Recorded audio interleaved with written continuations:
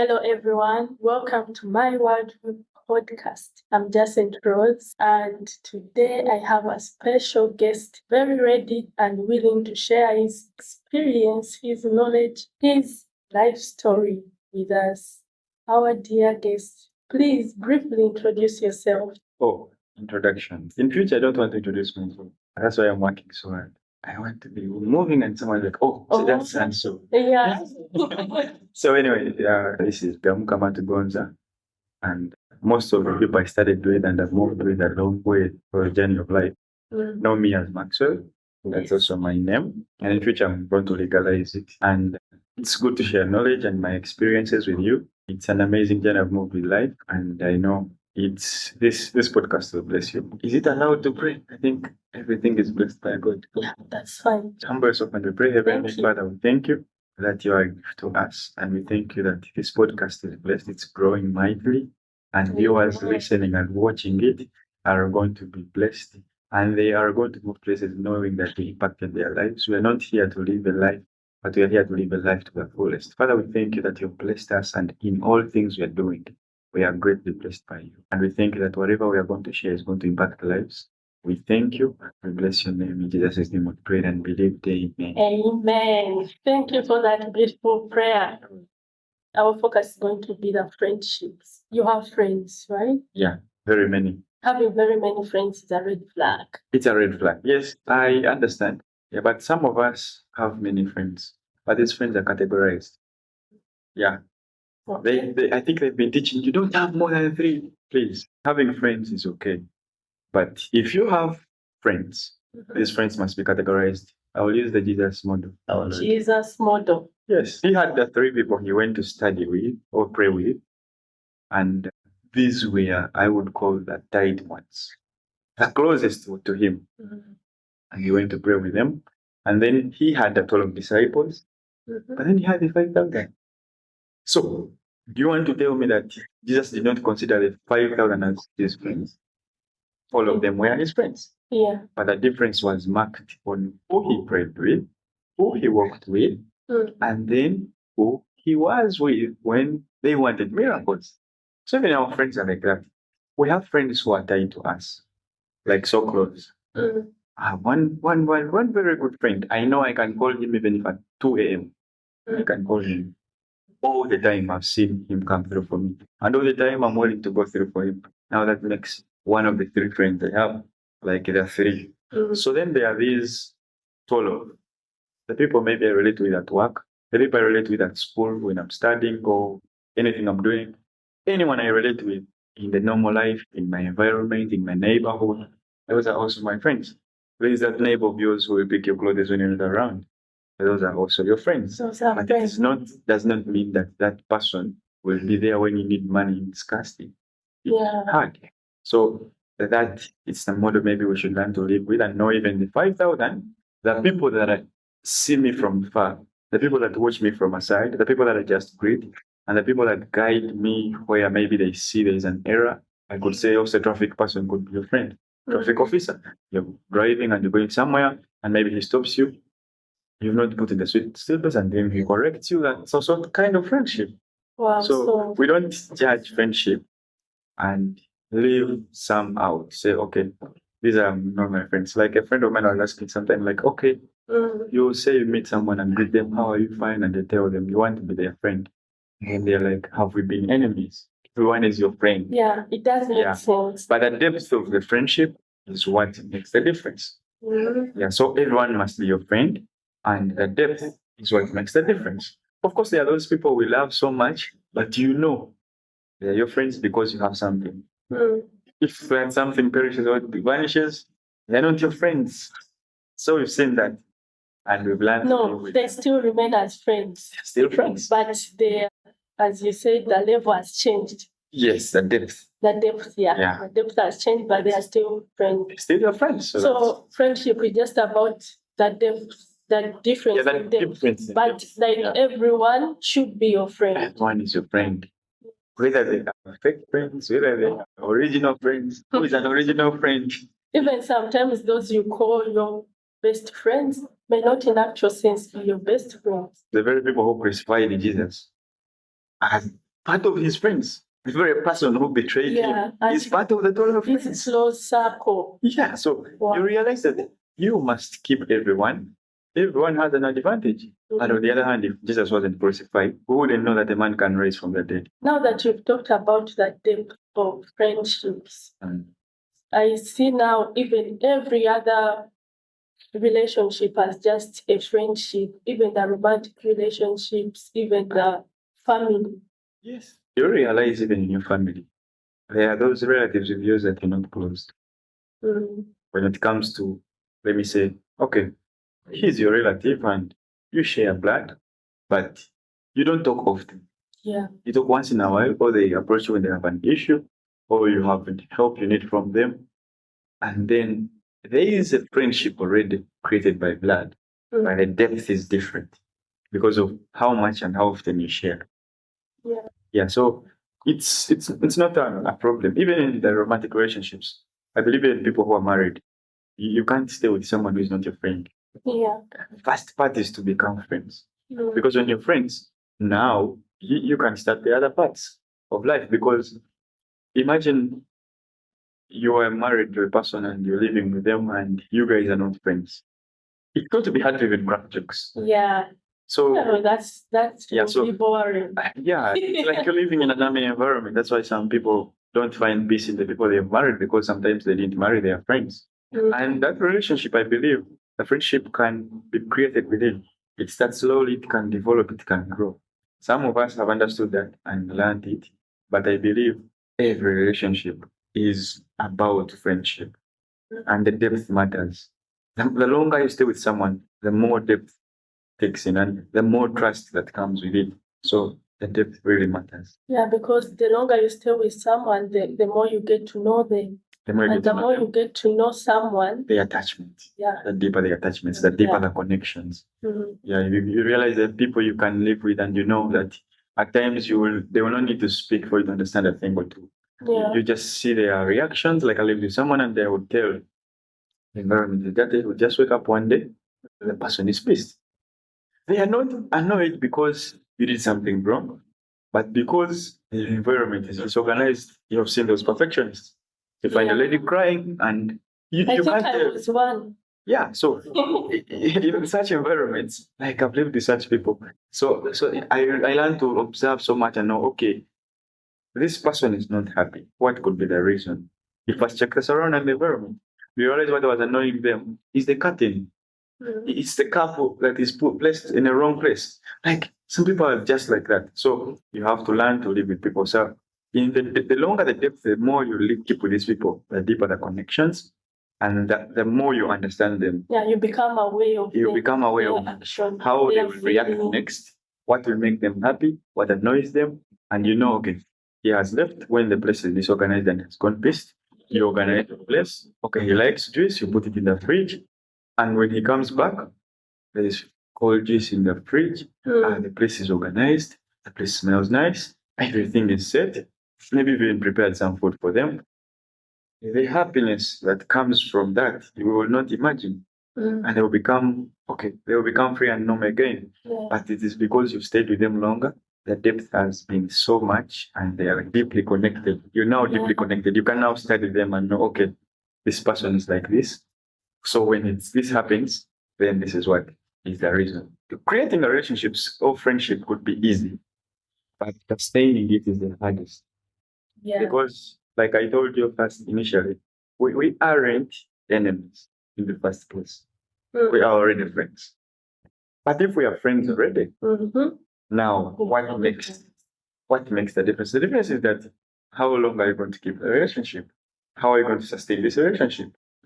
So sometimes the relationships we have or the friendships are okay and they are good and easy to create, but how to sustain them is the hardest part. Yeah, so how do you sustain your friendship? Sustaining a friendship or relationship is very good, especially for friends. I've had a lot from friends and I've seen a lot and I've done a lot as well. In this life, we are in a life of learning. Allow yourself to be a full-time student. Even in your friends. Yeah, that is very true. Even in your friends, know that, okay, so-and-so did this the other day because of this. You start noticing of the patterns and how he wants his things.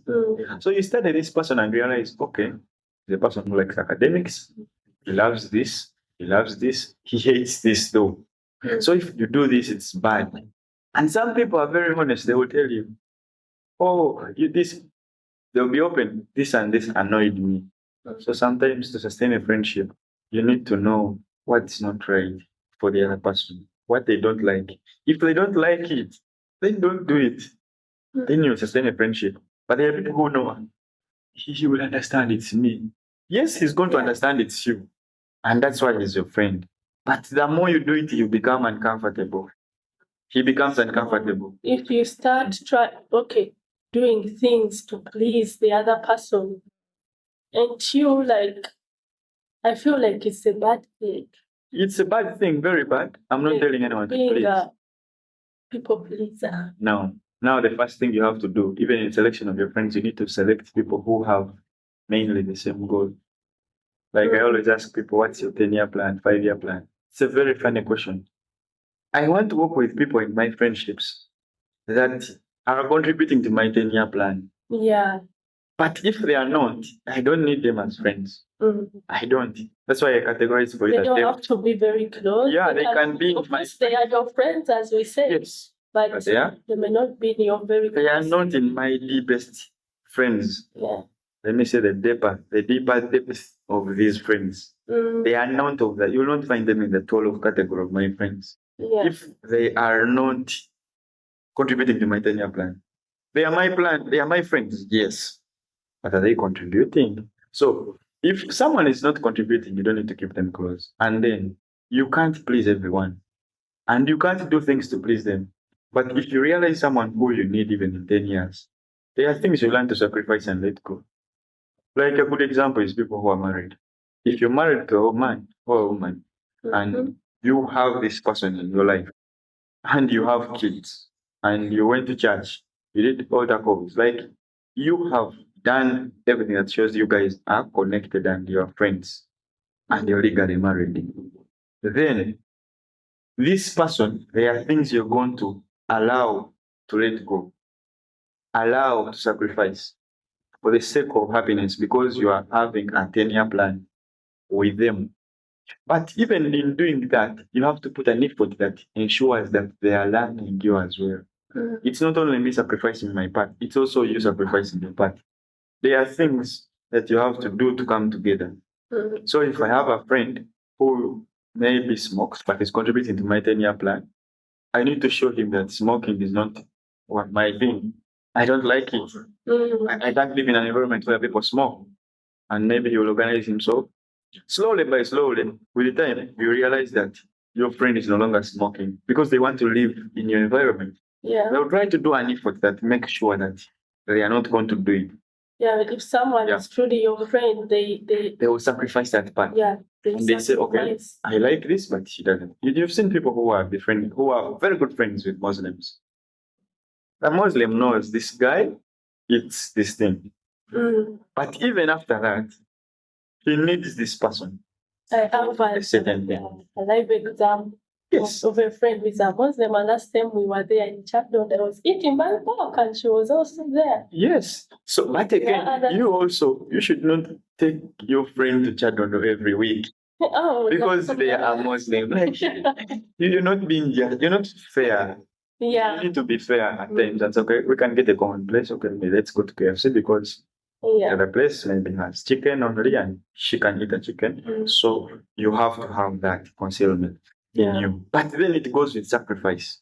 And sacrifice is like both ways. It's both ways. Yeah. I sacrifice, you sacrifice. It's not a one-way thing. If it's a one-way thing, I'll advise that's not the right relationship. It's not the right friendship. You're not living in the right way. Because at the end of the day, it's only fulfilling one party's desires. Yeah. It's not fulfilling your desires, and that's not right. When you do that, you will end up hurting yourself. That's why some people regret and they're like, people are bad. People are that. People, they speak a lot of things about people as if for them they're animals. So you need to take time to sieve your friends. Sieve the depth. Oh, Sanso is my friend, but where can I keep him? Does he belong here? No. Does he belong there? Yes. So you place them where they belong. in placing them where they belong, you must create boundaries to keep this depth.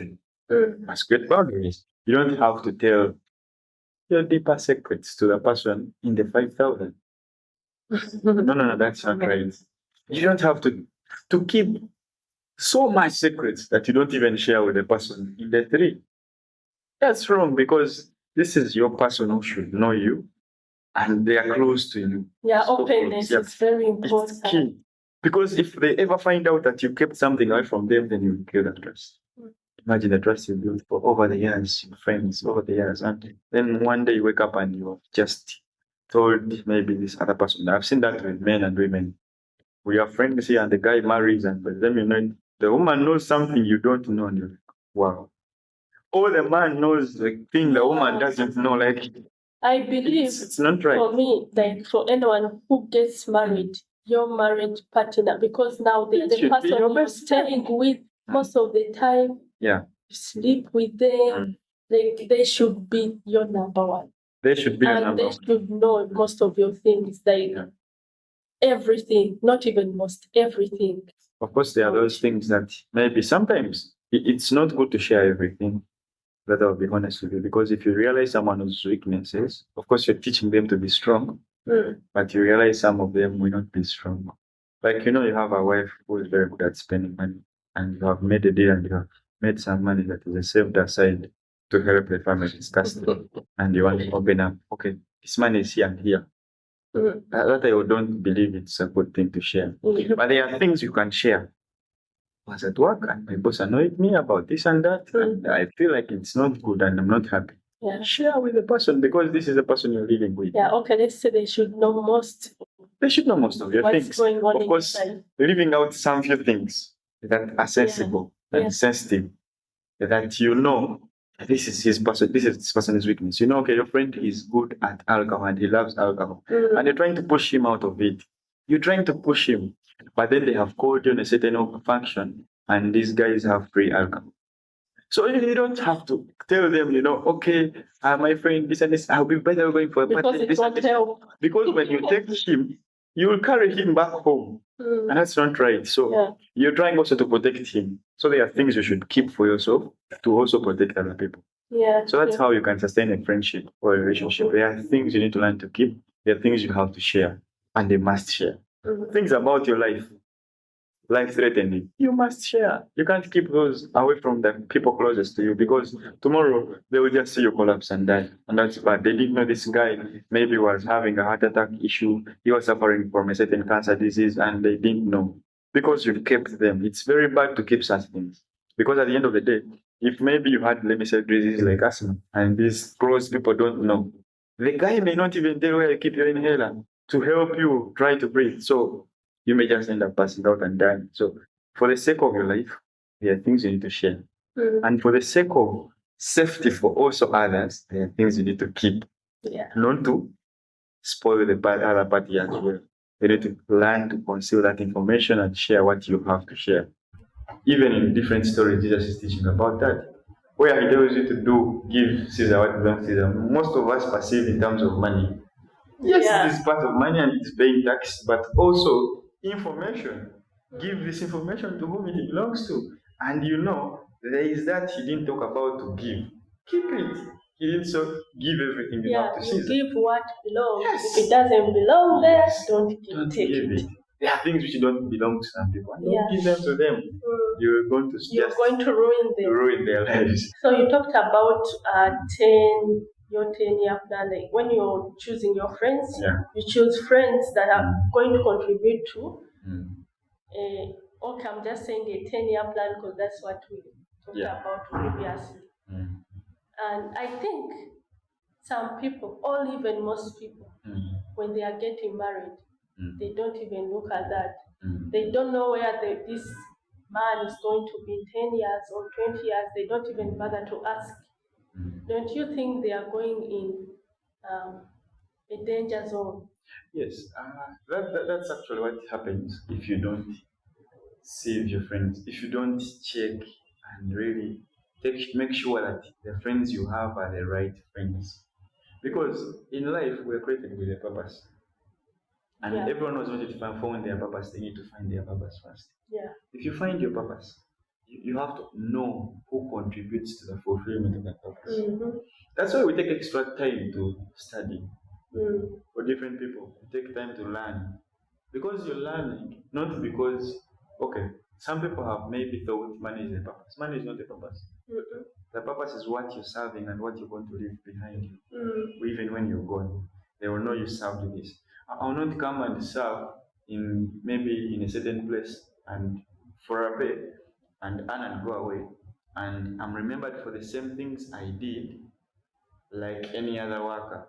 Mm. That means if that environment takes in 20 people in a different year, in a single year, let me say there are people who come and go. Mm. You will not have left any path. You'll be long forgotten. You'll be forgotten easily in the 20 people. But then there is a distinction on your life. Mm. God created us with that distinction. But most people have not taken time to identify what am I really good at? They don't even what gift has God given me? What can I do for the best of the kingdom? Because we're all contributing to the kingdom's purpose. Yeah. Even when you're doing business, you're still contributing to God's purpose of making business. Yes. But some people miss out that. Even when you're doing career for the glory of God. Mm-hmm. So we miss that. So when I say the 10-year plan, if you have friends and the people you want to keep in a deeper inner circle are the people who are going to contribute to your life. That includes that person you want to get married to. So if you want to get married, your plan is to get married. But in 10 years, what are you seeing in this man or woman? In 5 years, okay, let's start with in 1 day. In 1 day after marriage, what are you seeing? 1 week, 1 month, 1 year, 5 years, 10 years, 20 years, 30 years, 40 years. Do you see yourself comfortable living with that person even after 40 years? Yeah. If God was to give you a chance to live with this person for 50 years, will you be the happiest person? Those are questions to ask yourself even before making a decision in marriage. Because there are people you have in your life that are just fulfilling your today needs and desires. Yeah. And maybe they are giving you this money and you're fine with it. Every time you're eating the money, you're happy. But marriage is a lifetime thing. But when you get married, it is not stopping about the money. You know how to know that, okay, this guy is careless. When he enters the house, he just throws down everything. Yeah. This guy, even when you design something, that's where he toothbrush is here, you will leave it in the sitting room. There are things you need to look at when even getting married. Because you need your children to grow under purpose. When we talk about the 10-year plan, the 5-year plan, the 20-year plan, it's because what we want in those years, this person must be contributing on a daily. They must fit in. Yeah, they must fit in your plan. They also must be willing to fit in, to be in it. They must be willing to fit and also to contribute to it. Yeah. I'm not going to have a woman that knows I'm going to pursue my career and do my academia maybe well, and that's the line I'm taking, and then they are not contributing to that plan. It is not going to be that I will be able to achieve because I don't have the support structure. Yeah. Even yourself, what you do on a daily must contribute. It starts with you. What you do on a daily must contribute to your 10-year plan. If you want to do something in 10 years, what does it mean to you today? If it means what steps are you taking now? For you to know that by that time you'll be there. There are people who are there waiting. In 5 years, I want to become this. In 10 years, but they are seated home doing nothing. Exactly. Why are you doing nothing? And yet there is something you want to become that is different. In 5 years, you're telling people, maybe in 5 years, I have to own a very big supermarket. Today, you don't even have a kiosk. Yet your plans not exceed a year if you want to do them. That's why most of the people have a financial year accountability plan. I've been working this year. I've done this, I've done that, I've done this. This is what I've not done, but I would have done. And these are the reasons why I didn't achieve this. So most people miss out that. They miss out the goal, the purpose, the 10-year plans. If someone is not contributing on a daily to that, and it may not be daily, it may be once in a while, but if you to study the pattern, they are contributing directly. It's not about the money. You may want to do something. Maybe you want to become a politician, and then your wife is contributing on a daily by pushing you to be smart. It makes sense for you to have such a woman. because you know every time I'll be organized. Maybe he's writing your speeches. Maybe he's directing you on what to say, not to say. Maybe he's seeing the parts that you're not seeing, that this is bad. And then some men have an ego that when you tell them they don't want to listen, but the truth is that we have to be listening. That's why in life we should be full-time students, learning all the time. The man, as the Bible calls them, the head of the family, must be the head in terms of vision, carrying vision. Not just being the head, having a big head. So sometimes, if you're choosing a partner, you have to choose a person who fits to be the body. Yes, you're the head, but what's the body? Look at the story of the US President, Barack Obama, former US President. Barack Obama had a dream of becoming a president, and this was his vision in his head. But what did the body do? Michelle Obama contributed almost, I would say 60%, if you read their books and understand their life. I follow them so much.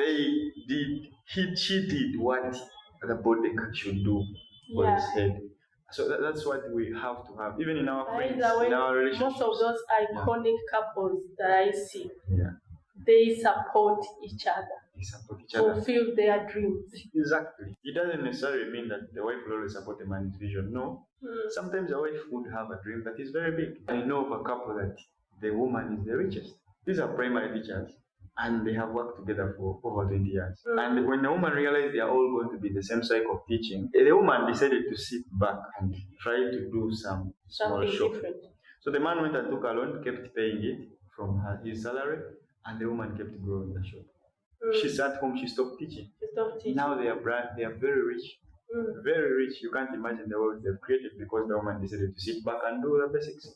So they became rich because the man had to know and compromise some of the things that he would have desired. Maybe he would have desired to be the one working in the shop, but even up to date, he never sleeps there. He's still a teacher. He's still teaching, but he knows I have to go and teach. This was what gave me what we have. And the woman also knew this is what I have. I have a womb. I have to grow things. She grew their wealth. Now they are very rich. So every relationship should have at least contributing factors to one another.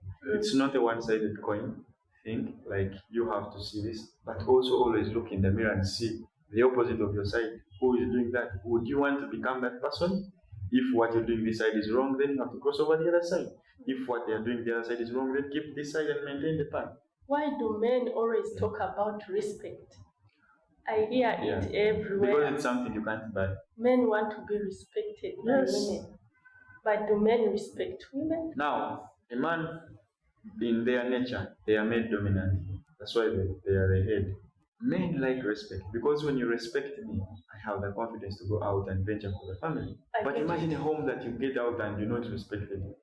You can't carry the confidence in the compound. Yes. You can't carry the confidence in the neighbor's place. Even at your workplace, you will not be confident because you're not respected enough.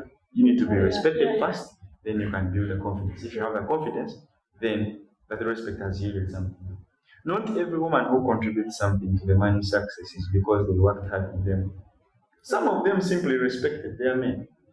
And they just believed in what they are doing. And he knows my man can do this and that and that. And they just say, take the wheel. Yes. So respect contributes to a man's confidence. If a man is respected enough in the home, he will be confident. And he will also respect you. Respect should not be commanded. On the other hand, on the other hand side of the coin, like the man should not come home and say, I'm the man. If the man ever says that, just know he doesn't know how to get that respect. I feel such a man is insecure. You don't know your position. Why should you emphasize on teaching people and showing them your position? If you know who you are, you don't need to say it because you already know it. You're that the you man are of the house. Yeah. And men are not very emotional, what I was saying. Like you run to your father and say this and they're like, he's like, they're like, calm down. You may not even show it to you directly. It's like, I mean, in the way they respond, it's like, calm down, lady. Yes. So the man is supposed to have the brakes to stop if something is wrong, like so fast, like the brakes. So a man who upholds that respect is the man who will have that brake. For me, what I would like to say about respect is that a person who is respected is one that truly deserves the respect, meaning they carry themselves in a manner that should be respected. Like you respect your leaders because they are leading you well. Yes. If they are not, or they are leading in the wrong direction, or they are not doing things right as they should be as leaders, then you can't respect them. So for every man that wants to be respected, they should act like a man. If you're a man and you feel like you're not respected, you should ask yourself, why am I not being respected? Check yourself. Am I the problem? Or maybe probably she is the problem. Because most men just rush to demand for respect. You need to check yourself. I want respect, I want this and this. But then, what have I done? Yeah. What can I do? What is the problem?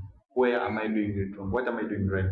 Food has too much salt and you're shouting. Why? You're not part of the process of coming up with this food. First, thank you, this food was so good. You took your time to prepare, but I feel like next time we shall reduce the salt. That's how you communicate. But you don't just wake up, oh, the salt is bad, you throw away the food. Someone can't respect you. And then you don't have to engage in things that don't belong to you. They don't concern you. Why should you engage? Like, don't get around conversations of women. How women are, oh, that woman was this and this. Oh, have you seen this woman? Yeah, conversation. You don't need to come and carry him in there. Especially before your wife.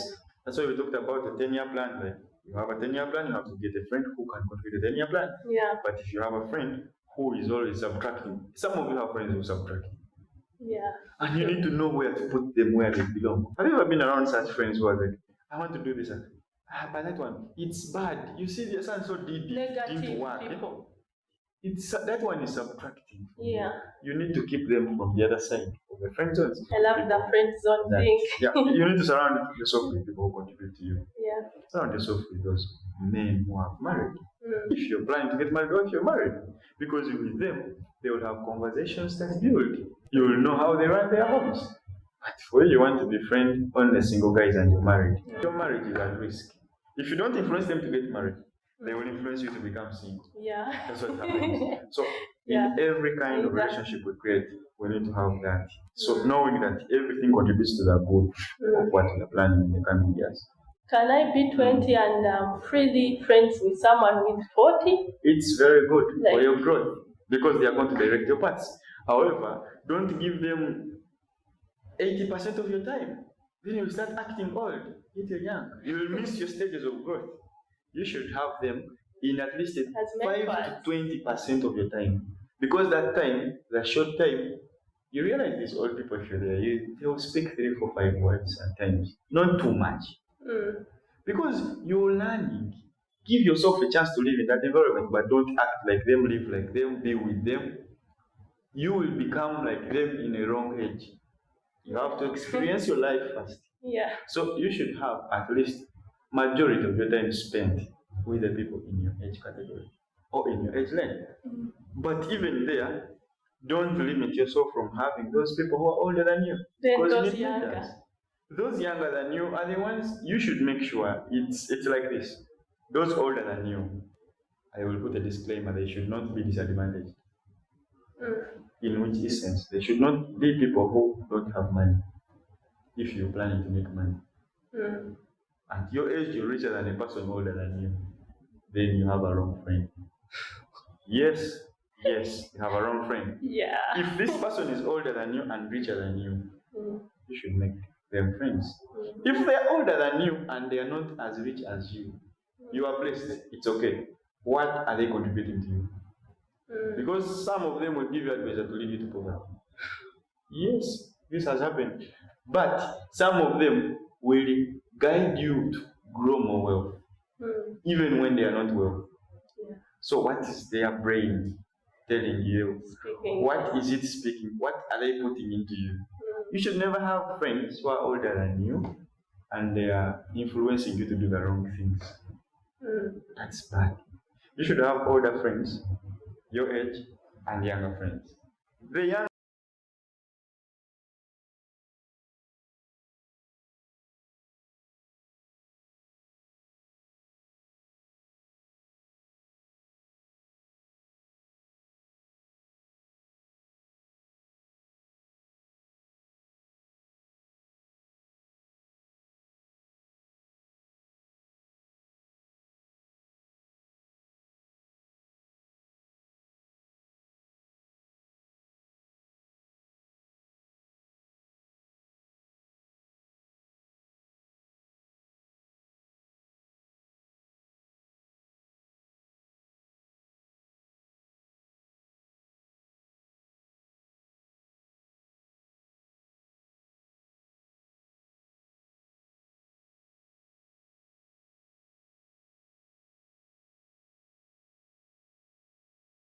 Because most of the times we are not advising what we are not.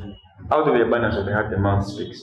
Whatever you're going to speak is out of the abundance of the heart, what you carry. It's hard for you to say what you don't do. It's very hard. It's very hard. Because you're not used to it. Even when you say it, you go back home and I like. You will know. So you're not going to come to this young person and advise them. Read hard. Don't do this. Don't do that. You go back home and say, but I used to do this and that. No. Teach them the truth. Tell them, you want to go swimming? Go. See how the waters are. Swim. But remember to come back and read. That's very good advice. But you're telling them, you read hard even when you come skipping books. This person is going to miss. Yes. This person is not going to get the experience of their life. You're limiting them to exploring life, and they will be limited. They will not go with confidence. But let them go do anything. In that, tomorrow, if they are being accounted, you have told them. Tell them the right things and the wrong things. Most of the times, we always emphasize and take time talking about the wrong things. Then what should I do if everything I want to do you're telling me don't do? What am I supposed to do? Yes. So they end up doing what they think they have to do, Yeah. and which is something you didn't teach them. And that's how we have grown up in our generation. Now you want to do this. You're going to end up like so you will do this and it's bad. You are forgetting that you're opening a door for the wrong things. Because most of the times, what we hear so much is what we want to find out. Yeah. So you become curious to know, why is my dad telling me not to go to a bar? What happens? Yeah, you want to know. Curiosity has spoiled the child. He goes there first day and they party. They have drinks, 1, 2, they come back home. The next day, the other day, the guy is a drunkard. They're like, oh, actually. And the parent doesn't know. The parent doesn't know that they actually told the child to become drunkards by talking about alcohol, by discouraging bars. So what should they say? The parent must have told this kid, at campus there are bars, but in this life you choose. If you go to the party and sleep there, you have missed time to go to class. If you do this, then it's wrong. Like you For should us, give all the options. Don't even give options. Talk about the good things first. Yeah. If you study well, Wow. this is what will happen to your life. If you do Go this to the well, bar. this is yes. Don't talk about even the bar. Why must you spend time talking about the bar? It's like having a core and you're always praising that core. Yeah, that's right. Yes. Negativity shouldn't be talked about. It's not even negativity. It's just the wrong things. The wrong thing. Yes, because if this parent was wise, they would take this kid to school and show them the right ways to go. Not teach them like when you go to campus, there's a bar. You're opening a gate for the kid. Yeah, you've but already told them there is a bar, so they are going to they are going to go to explore and find out. Some of us, the most mistakes we made were because we were curious to know what they stopped us from doing. And we became curious, and the more curious we became, the more we wanted to find out. So curiosity drove us to that direction, and we found us in an environment where it's not right. But let's just learn that all relationships, the age matters. It's very important to have an age difference, and what this age contributes is what is most important. And knowing what you want to learn from those friends. Yes, if this is the person you want to become, you can befriend them, learn from them, and get what you get from them. And then you have a problem. You're around people who know so much of what you want to do, and you're speaking more than them. That's very wrong. If you have come to someone to seek for advice, ask a question and listen. Don't speak when you learn. Don't again now act like now you are the teacher. Yes. You become the teacher. Now that person will know that you're not teachable, and they will not share with you. Wow. So to learn from the great always is to go and become humble. Exalt yourself as a humble and dwell with the wise. And you will get, because there is a lot of oil in the dwelling of the wise. So what you get is what you can be able to pass on. Whatever you get and keep for yourself is what will always leave you. But if you give it out, let me say if I have studied and learned how maybe to do this, and I go and teach it to someone, that remains with me. But if I go and keep it and start doing for others, then I'm not teaching. Then I'm not doing the right thing. So the age matters even in our friendship. And this age matters because there is where to learn from and there is where to teach. what we have learned.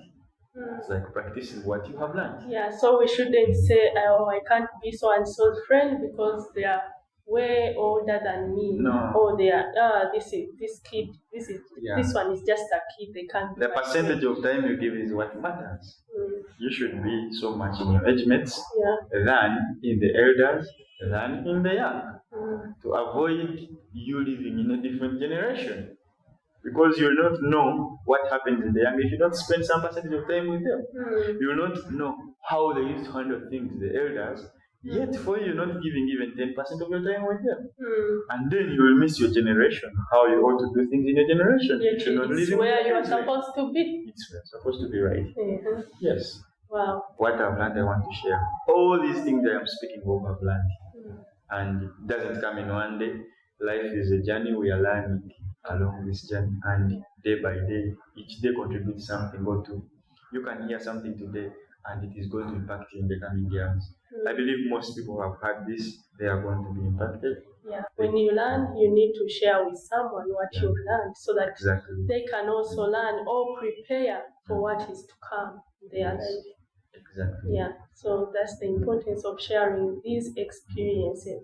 And we hope that whoever has been listening to this, that you have picked something that you will also share with someone you think or believe needs to hear this. Please do not forget to subscribe, to share this knowledge with someone who needs it. And also, if you have something you need to add to this, it's a new perspective that you have, please share it with us in the comment section. Until next time, see you. Bye-bye.